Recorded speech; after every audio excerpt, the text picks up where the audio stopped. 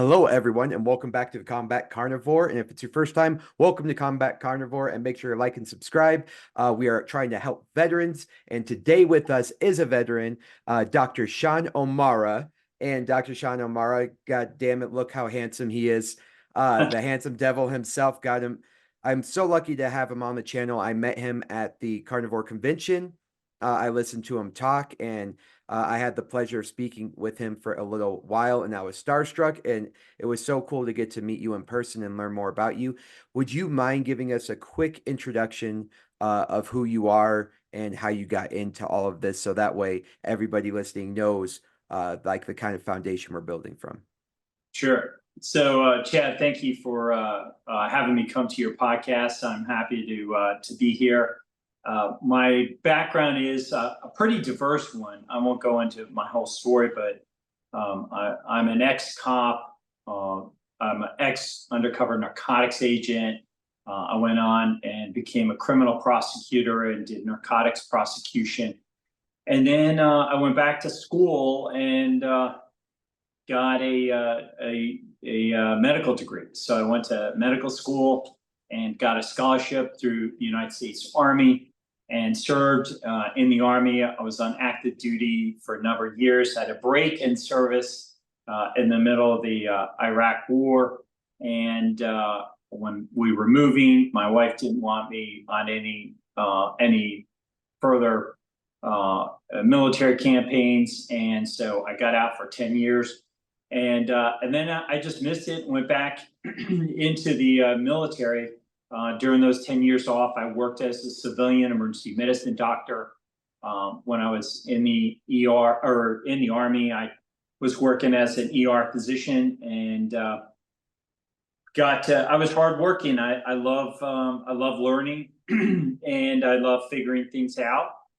And I invented some cool medical devices and got the Outstanding Physician of the Year award from the Army Surgeon General, and then got selected to provide care to the presidents and Vice President Cheney and General Colin Powell and Secretary of State. So I got to do a lot of really cool things. And then when I got out of the Army, kind of built on that experience and did concierge medicine, which was and still is a very kind of popular thing where you get private medicine instead of going through insurance. You kind of pay for what you get for what you pay. And so concierge medicine, we did very high-end medical care like we do for the presidents, but even better. And I did that for about 6, 7 years. And then I got frustrated with because in that time I got really into health, and I got frustrated with my clientele. And this should be encouraging to anybody listening. They had so much money, they couldn't live healthy. They lived comfortably and seeking pleasure. So when you got over $1 billion worth of yachts that you own yourself, then it's hard to deprive yourself of the comforts of life so that you stop eating stupid things like Snickers and state fair food, some crazy entrees and whatever, just things that you think are delicious that animals would never eat. And so I left concierge medicine. And I joined a research practice of all things. It was studying how to optimize people, how to get them really healthy.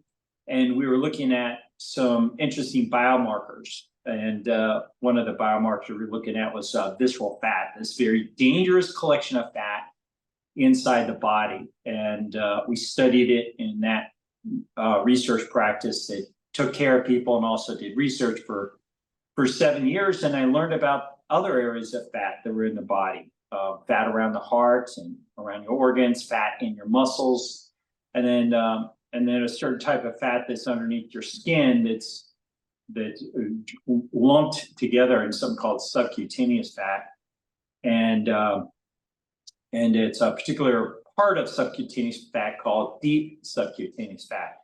So if you're listening today and you're like, God, all these different types of fat, well, you really have to know about it. What you should do. I just tell people, this is cholesterol and this is the fat in your body. Forget that one. This is what you concentrate on. You just look at these dangerous fat depots inside the body, and it'll help you improve your health way better than this nonsense of cholesterol that you can't get any direct benefit. It's like all over the place. Everybody has different opinions. Everybody agrees this stuff is bad. Most people aren't aware of it, but once you look at the research, everybody says, yep, you want none of that. When it comes to cholesterol, some people tell you want it really high, other people tell you want it really low. And it's all, I'm in the camp that you want it really high. But I'm just telling you, let's not talk about cholesterol, talk about things that really improve your health. So, you know, relating this now to PTSD and veterans, in our studies, we did a lot of work with veterans, and we worked with them to optimize their health, and we would give various different lectures. And then we started to do MRIs on them, showing them MRIs. And there are two things I found in working with the military and with everybody. You have got to, to help somebody, they have to recognize that they need help. That's kind of a premise that is the case for so many things. It might be alcohol dependency, drugs, gambling, you know, some sort of a problem. They oftentimes don't think that they have a problem, and that is very much the case when it comes to health. So you got people, you know, I use the analogy just floating around, and this sort of includes the military. They're floating in the tide, but what they don't realize, it's as deadly as a riptide, but it's going really slow, and they're being dragged out into the ocean where they're going to face certain drowning and death. But unlike you know, just floating in the tide, they're getting disease all along the whole time they're out there, and it's about the tide is so slow. It's about 50 years of this. Okay, so first 20 you're doing pretty good, and then the last 50 you're in this tide that's carrying you out. We'll call it a riptide because it's going to kill you, and you're accumulating disease, but at such a slow rate you don't recognize that these bad things are happening, that the disease is coming on.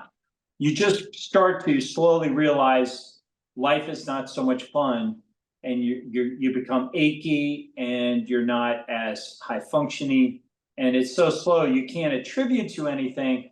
And so because you can't attribute to anything, you can't do anything about it. So I can save those people if I get them to understand they're in a tide that's going to kill them and they're actually drowning.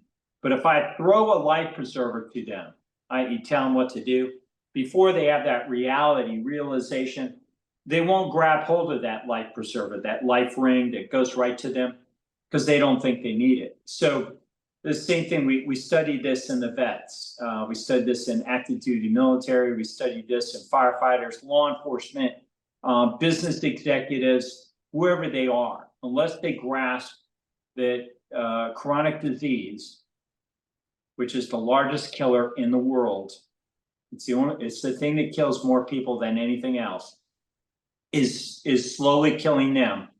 They're not going to do anything about it. But once you get them to understand that, they'll grab hold of that life ring, that life preserver, and they'll be able to save themselves. But it's a slow process to get them to be aware of that.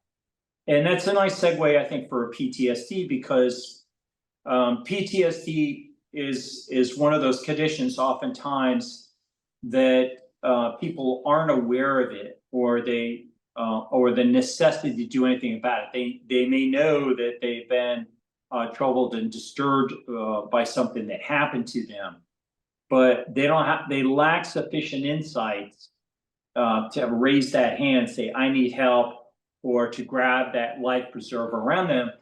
And I just retired. from the U.S. Army after 22 years of service.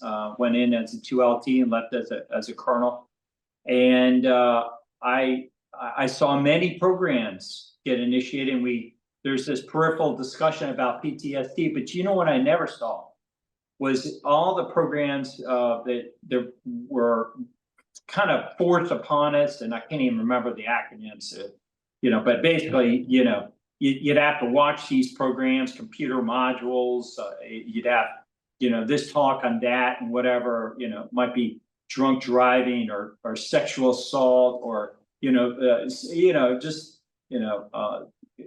some kind of LGBTQ thing or whatever. But they won't, I never saw a program about PTSD. I never saw another veteran, another active duty member come in or do a program on PTSD to address the active duty service members, soldiers, Navy, sailors, airmen, Marines, and say, hey, I've got PTSD. It happened to me, and here's my story. And maybe it's happening to you, and you don't know about it. And so I think DoD has failed service members in getting the messaging out about PTSD, the exact etiologies, behind it, the causes, the biomechanics are really not adequately understood. As we do more research and get better insights into it, we're going to have a better body of knowledge to address it. But the lack of complete and total understanding ought not to cause us to pause and go hit the slow button. We need to deal with this because PTSD is something that our species has had to deal with since the beginning of time.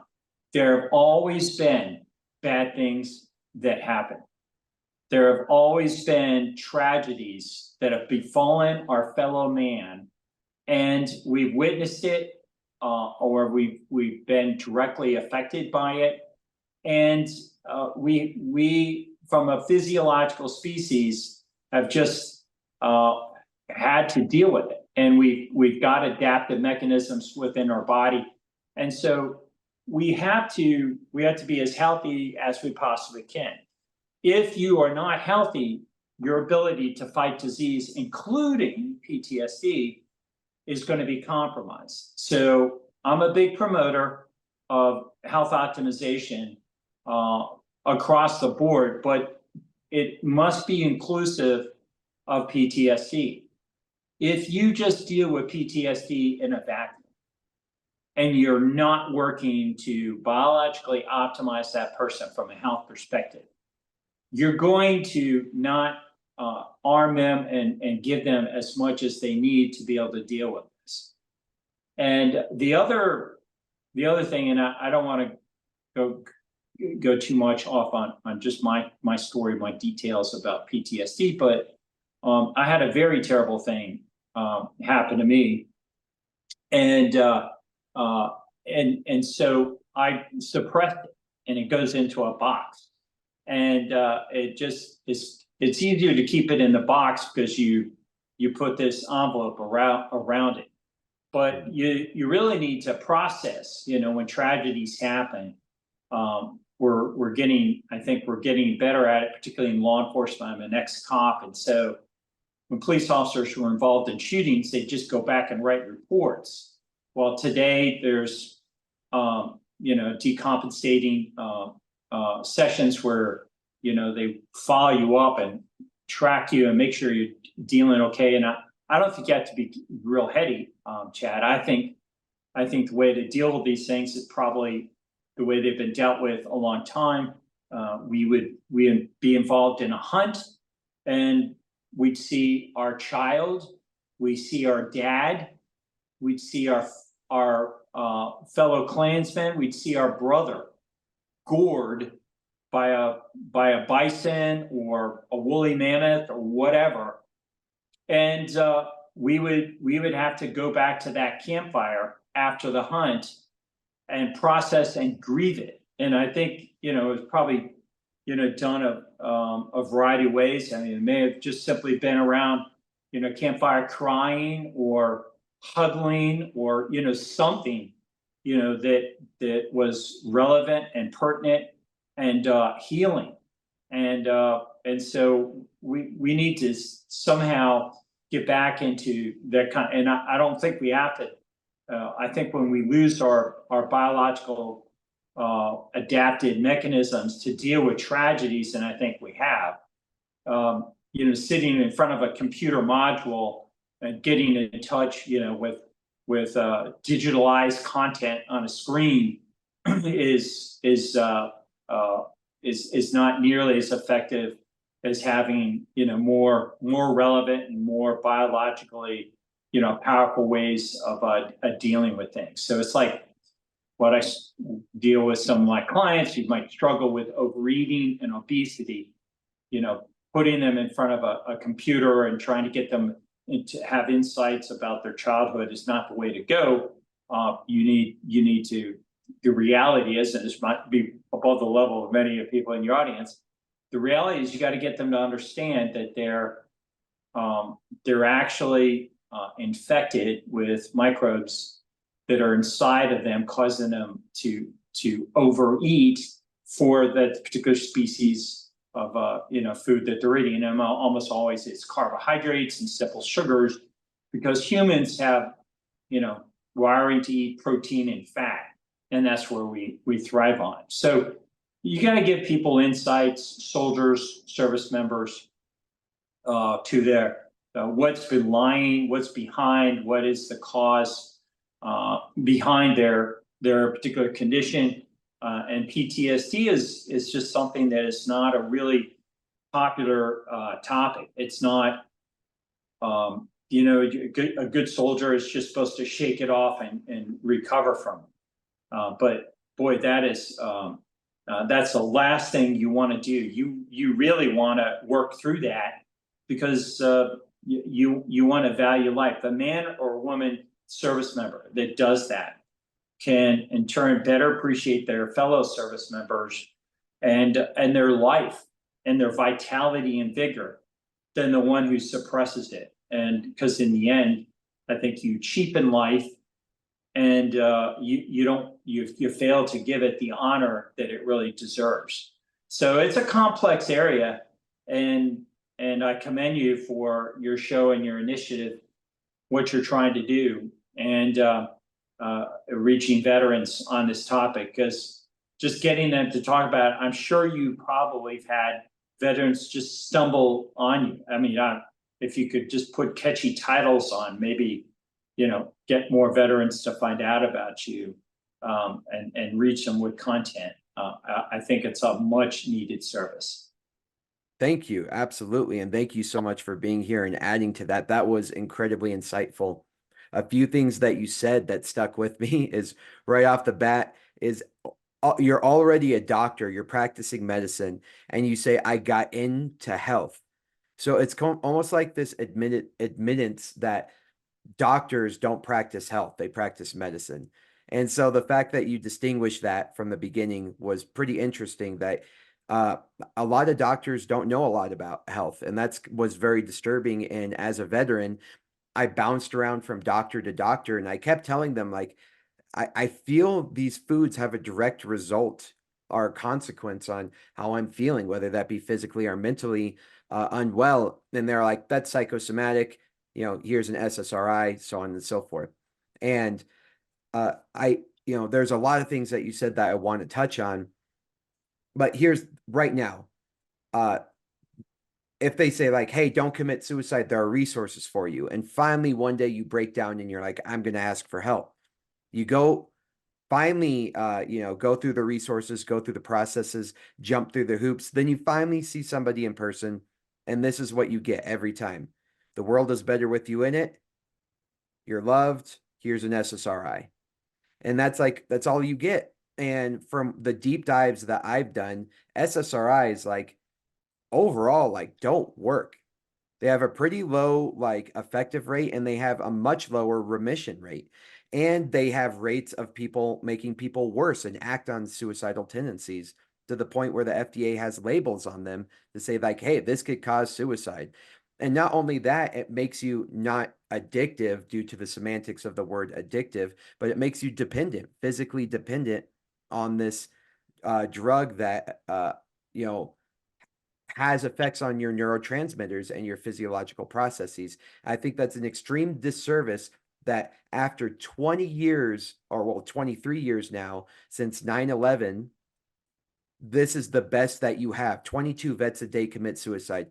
In 2021, they had added it up to over 30,000, while 7,057 vets is the number I want to say. I'm sorry if I'm wrong about that number, had died in the line of duty, which means you're 4 times more likely to die by your own hand than that on the line of duty, going from an enemy of the United States if you join the United States Army. And after 30,000 vets and counting as of 2021, all you have for us is the world is better with you in it. Here's an SSRI. I think that's BS, especially with all the advancements we've made, understanding what's going on in the brain, understanding how diet, health, and lifestyle can attribute to recovering yourself from these situations. And as you said, humans were the alpha predators and are the alpha predators of the world for, the past hundreds of thousands of years. And there's no way we are designed to be broken down and crippled for the rest of our lives by an event happening to us. Trauma is built into all of us, all species of animals, to deal with, overcome, adapt, and grow from it.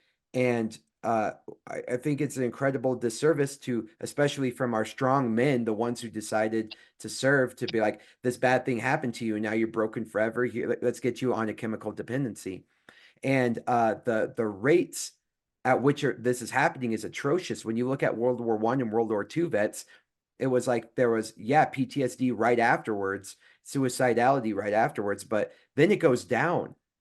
And then, like, as time goes on, they get better. We are seeing the opposite trend these days, which shows me it's chronic. Out of the about 8,000 people that veterans that commit suicide a year, over 5,000 of those veterans are ages 50 years and older. And so that's tripping me up too, because, like, it's got to be environmental. There's got to be something different. There's got to be something different in either the way the soldiers are being fed or the lifestyle of Red Bulls, alcohol, and tobacco, the nightshade that tobacco is, its effect on the hippocampus, its effect on BDNF, its effect on being able to release stem cells to regrow the brain. And then, like, MREs being junk food, basically, no healthy food in them, no fresh food. It even says that. And you can live up, as you and I have experienced, you can live on MREs for up to 21 days, depending on whatever general is in charge. And man, they've even showed studies where if you're on junk food for 1 week, it drastically changes the effects on the hippocampus and BDNF, and can even, in certain other studies show, like, an implementation of depression just by being on junk food. And when your brain becomes like insulin resistant, your hippocampus is shrinking in size, your amygdala is becoming swollen in size. They call it what, like amygdala hijacking, where it's like everything's causing you problems or whatnot. Anyway, there's like this onslaught of things that are happening. Some are unavoidable, but plenty are avoidable. And as you said, like that Hippocratic quote that you have, where it's like Hippocrates says, like, if in order to treat somebody, you have to get them to understand, like, to get them to walk away from the things that are making them sick. And a lot of people don't realize they're making themselves sick. They don't realize what's going on. And so I wanted to ask you, based on that I just like threw up everything. What's happening on a macroscopic scale and what's happening on a microscopic scale when it comes to you know, and you can get into this, how the amygdala, sends these signals to the hypothalamus to release fight or flight, and then a signal sent to the hippocampus, right, to remember that. right? To remember what's happened to you and how do, and that this is why I believe in strangles, stake strangles and stoicism. Why I believe in jujitsu is to get those messages from the hippocampus to the prefrontal cortex in order so that way we can start rationalizing and getting out of our trauma and put it into a place where our body can adapt and overcome from it. And so I'll let you go on from there. Yeah. So with regard to Hippocrates, first he is regarded as the father of medicine. So he is the first definitive and most heralded authority and figure within the profession of medicine. And he lived, I think, a couple thousand years ago, and he wrote. One of his famous quotes is, "All disease begins in the gut. All disease begins in the gut." And it was very relevant then, and it's still true, and not just relevant today. It is really true today. And so I think to add some clarity on your comment about the environment that we live in today being worse and different, it's attributable most, not so much the environment like where people might, I think, incorrectly conclude that's the temperature or the lighting or something along that manner. It's really the food environment, the environment of our most relevant to us, our bodies, really. Our bodies in the existence, if you put, and scholars will differ about how long we've been around as a species. I would say, humans have been around several 100,000 years to maybe, 1,000,000 years. And so for that existence, if you look and have the ability to do a disease meter, meaning the measure the existence of disease within humans, at no point in our existence have we ever had as much disease in our bodies, in our species collectively, than we do today. And so if a machine is broken down and not in tip-top condition, it's not going to perform well, do what it's supposed to do as well. The same with human bodies. And there's this remarkable capacity, or tolerance, I should say, to that disease, including among physicians and healthcare practitioners. So you'll see the same in other areas. You'll see this in nurses. You'll see this in physical therapists. You'll see this in mid-levels like physician assistants, PAs, and nurse practitioners. There is a growing acceptance and tolerance to disease in their patients and themselves. And where we as a consumer, and I think we should stop calling patients because they should be thought of as, instead of a different classification, you should be thought of as really consumers. We should wake up and realize it's like we're going to a dentist that's got the most screwed up diseased teeth. Why are you going to a dentist if he's got brown, it looks like, rotten corn for teeth, and getting dental care? But you go to a doctor that's obese, that's got a repugnant looking face because they're so inflamed with disease in it, and they have to swing. My son had an injury, and we went to this orthopedic doctor, and the guy was so fat he had to take 2 swings to get himself out of the chair, and I almost fell down in shock, but to most patients, they would just look back right past that and tolerate it. So now you got these amount of disease in the decision makers that are developing drugs and administering drugs, and you got them out there handing them out to drugs. And what I found remarkable is that there's a code, a secret code. Maybe you've never, maybe it's not talked about, or you're not aware of it, but among the people in the know, like other soldiers that have PTSD and watching, is this an awareness? If you start those drugs, you're a goner. Mm. We saw all our colleagues who started those drugs, they just lost it and then they killed themselves. And so, when I was diagnosed with PTSD, I had a veteran friend who just said, don't let him, he was so upset. Don't let him give you any drugs, because he saw it time and time again. And within his veteran community, how they lost them once they got started on those drugs, and they just spiraled out of control. So I think I do not believe that these drugs are working in the same manner that those that promote them believe they are, or maybe want them to believe they are, or they may even be well-intentioned in prescribing them. But I think we have way better opportunities and the abilities to better treat and restore and heal service members that are afflicted with PTSD that are non-pharmacologic in nature. And that if you're listening today, you do not have to go on these drugs. You can explore. Even the VA has non-pharmacologic approaches to managing PTSD, and you cannot be forced to take these drugs, and you should explore that. But by all means, if you're listening and you really have PTSD and are struggling with it, you should definitely be, as a parallel process, exploring getting your body as healthy as possible, because the healthy body responds to disease, including the affliction of PTSD, way better.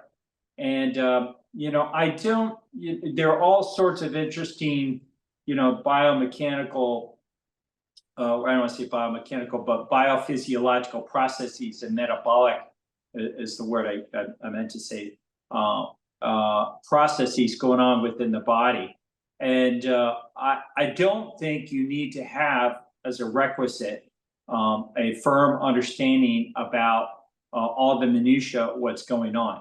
I think we need to have it, to use what you said earlier, a macro level understanding in real life of some basic things that PTSD tends to cause you to be isolated and avoid life, and have be reclusive and retreat into closed off, protected environments, and so you start getting sapped of life. And when what you really need to do is gain insight about what is happening with you, and not immediately go off to be in the middle of a gigantic crowd of people with lots of stimulation, but you gradually restore yourself and get back into the life that you're intended to live, which has been for thousands of generations. Get back into hunting, return to the hunt, and have meaning. So I think carnivore, exercise, and really fighting. The two things I have found as a specialist now in a field of medicine that I represent myself and practice in, and continue to conduct research in, is health and performance optimization.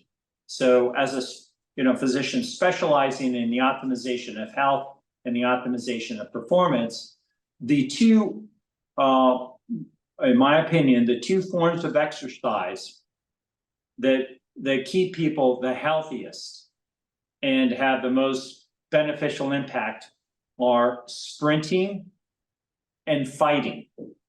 Sprinting and fighting.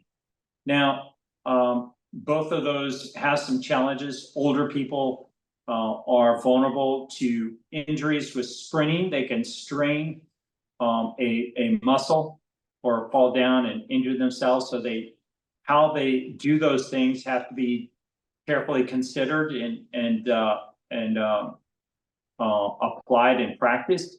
But the same thing with fighting. But while I don't endorse my clients to go down to a bar and get in a fight, there are more structured environments that can emulate fighting, where you do a more structured exercising, such as jiu-jitsu, BJJ, and really just any MMA or martial art that you can get involved in and have the ability to tax yourself and have this meaningful interaction, competitive interaction. And I don't want to go into all the details, but it's the maximum exertion that's required.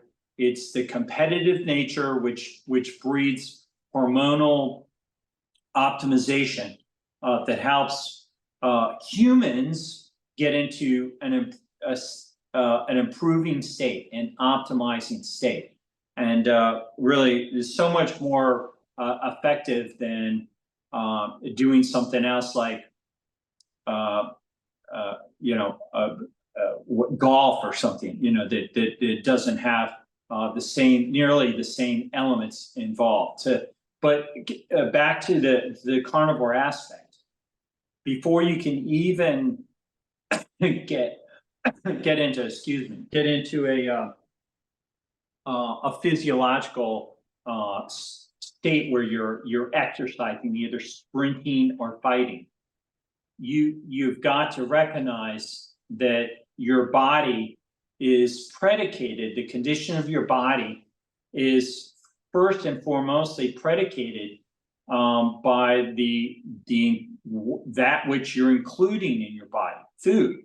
And so when you bring bad food into your body, you bring bad things and cause bad things to happen, and you break that body down. And notwithstanding the fact that it is lost on medicine and it's not promoted, the awareness of food selection, it's enormously important.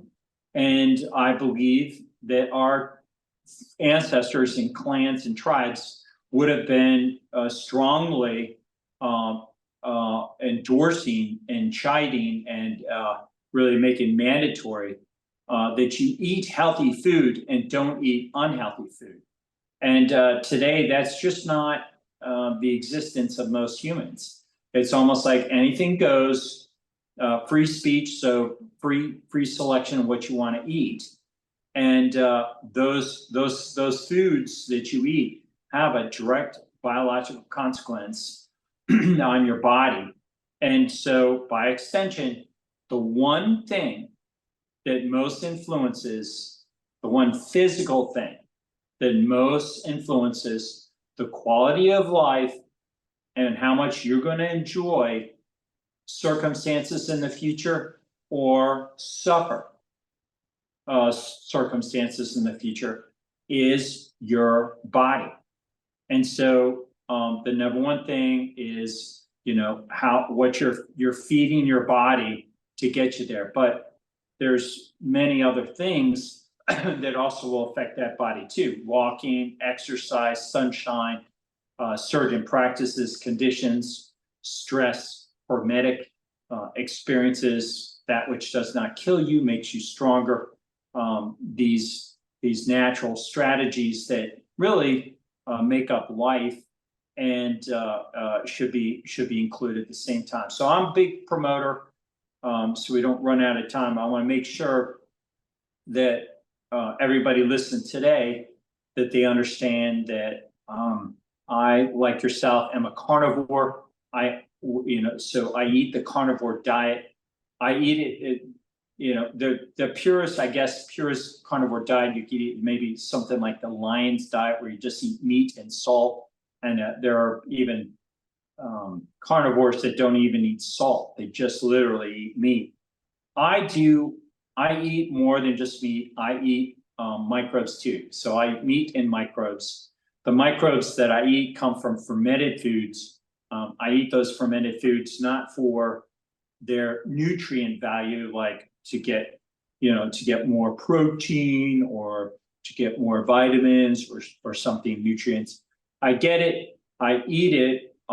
Eat those microbes for their living microbial contribution to my body, which makes a contribution in turn to the particular aspect of my body called my microbiome. So it's the living collection of microbes that are within me that have an absolute enormous impact on your mood and your health.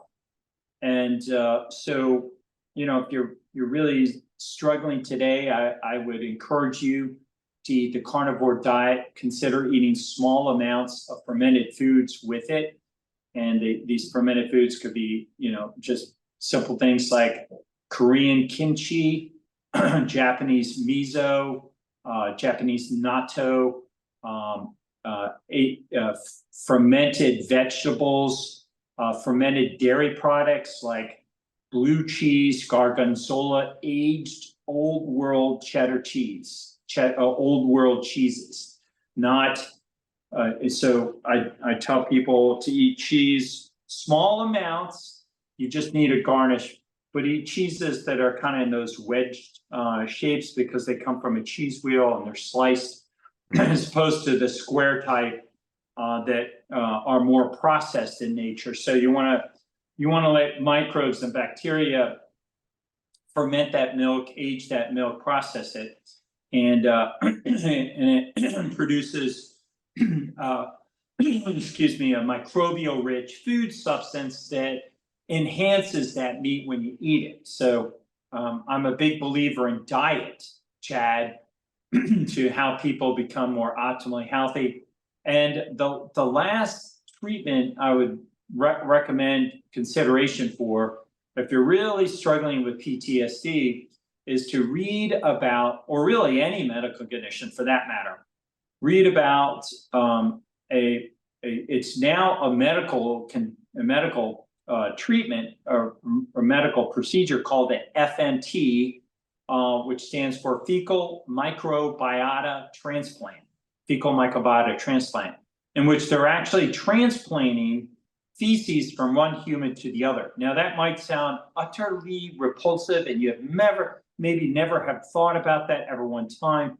But what it does, it dramatically, I would say even more powerfully than a drug, enhances people's microbial community and can bring about significant change. And not just helping to treat disease, but in many cases eradicating it. So people, for instance, that have Crohn's disease can undergo a single FMT.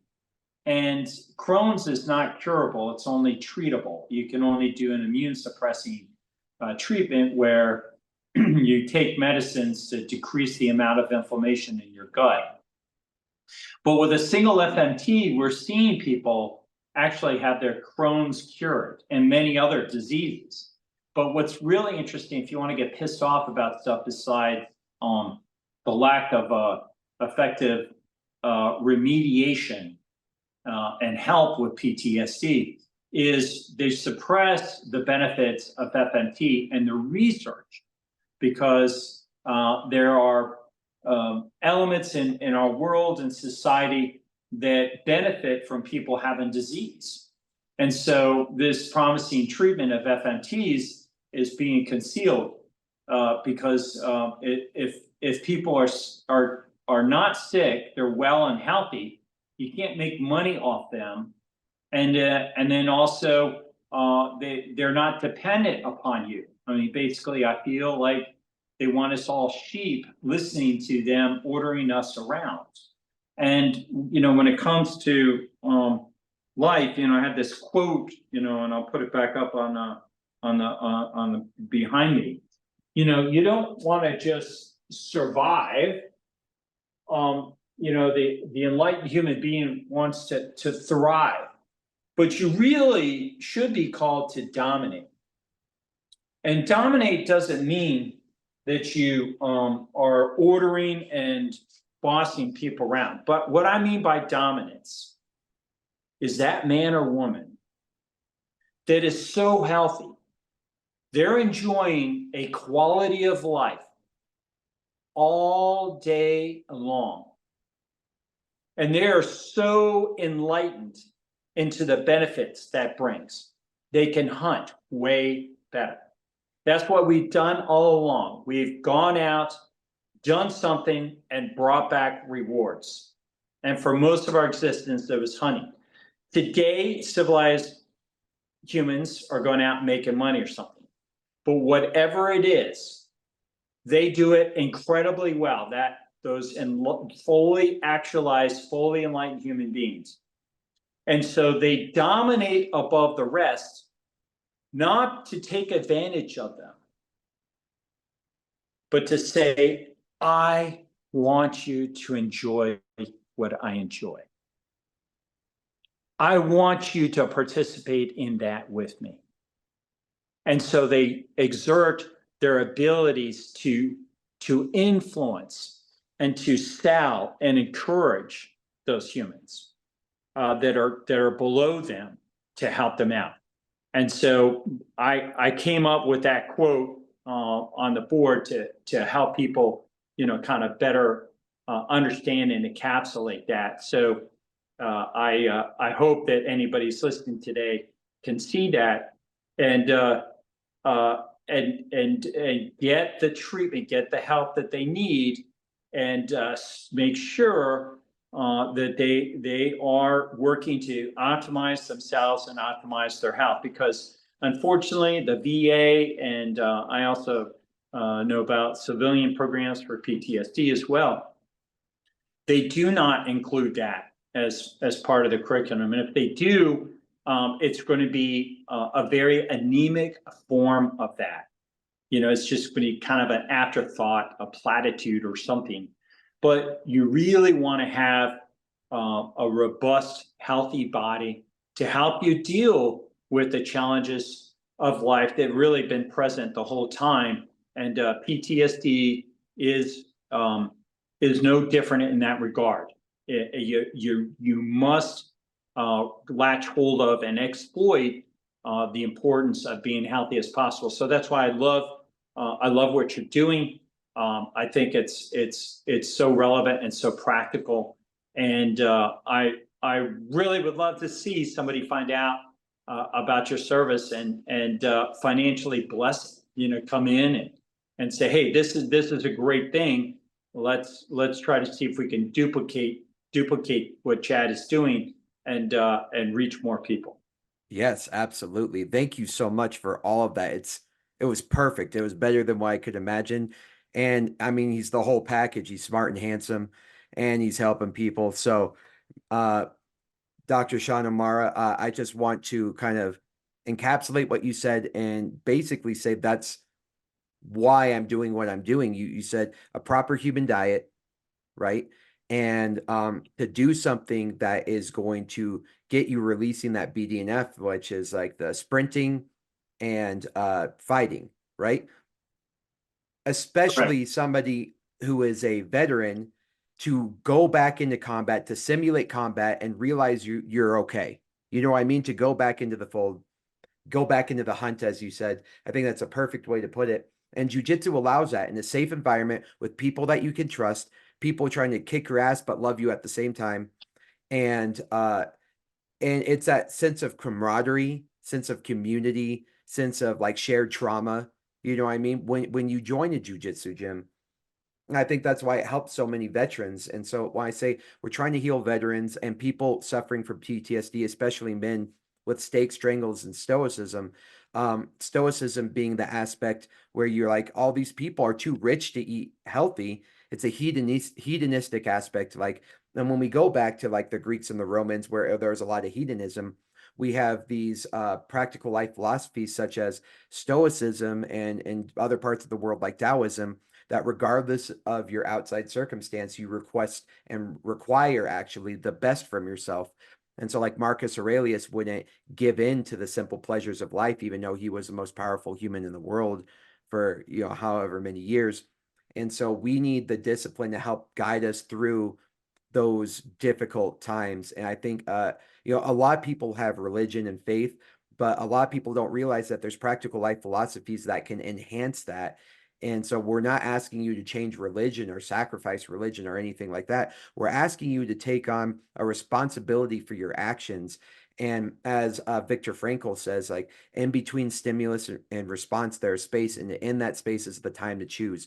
And so you are no longer just a victim of responding to outside stimuli. You are instead responsible for every single thing that happens to you.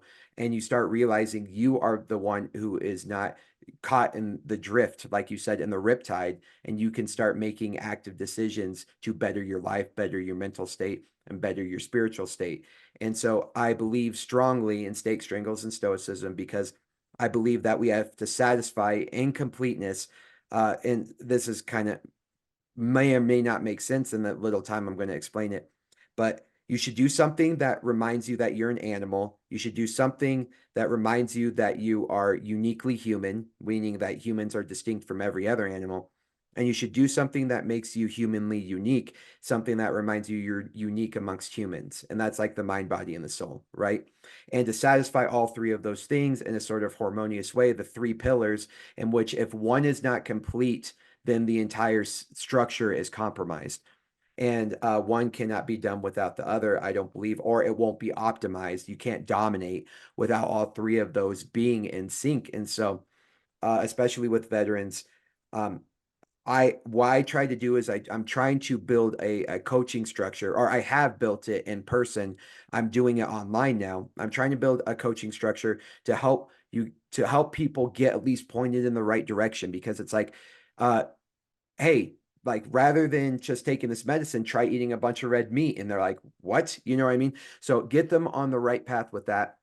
In terms of jujitsu, I know a lot of veterans want to start jujitsu. There's some sort of barrier. There's some sort of anxiety, social anxiety, physical attribute or something where they don't want to get involved, even though they want to get involved. And so I have built the most comprehensive online introductory to jiu-jitsu course that's ever existed. It takes you from literally being in the car to walking in the gym, what to expect, all the way down to learning moves, all the way down to learning the fundamentals, the entire conceptualization of jujitsu and combat sports, why we do it, why every position exists, and then even gets to advanced techniques. And I'm in the process right now of starting to live stream every single one of my classes. So if you're hesitant to walk into the gym, I have a course that is online, and it's even designed to get you in the gym and overcome those barriers. And so, with all three of those things, steak, strangles, and stoicism, I think we can greatly help. Follow Dr. Sean O'Mara if you haven't already. If you haven't already, you're pretty much an idiot. Everything he says is awesome. And I love what he has to say. So go follow him on, if you Google him, you'll find all of his stuff. But I'll put your link to your Instagram at least down here in the description. And do you have anything else to say? No, Dr. other Sean than, O'Mara? I want to encourage everybody, even if you tuned in today and you're not a veteran, you don't have PTSD. You could also have PTSD from, as I mentioned before, a variety of sources. So just be encouraged. Look for people doing awesome things like Chad. Encourage them, support them throughout your life. I like to say, never eat food that's given to you for free. Make sure you give back value. Wherever you're being fed, make sure you give back value. It may not have to be money. It might be, if you got a free meal at a restaurant, give them, free supplies or something. Encourage them, promote them, advertise them, something. But, I think it's an awful thing to be fed online about something and not support it.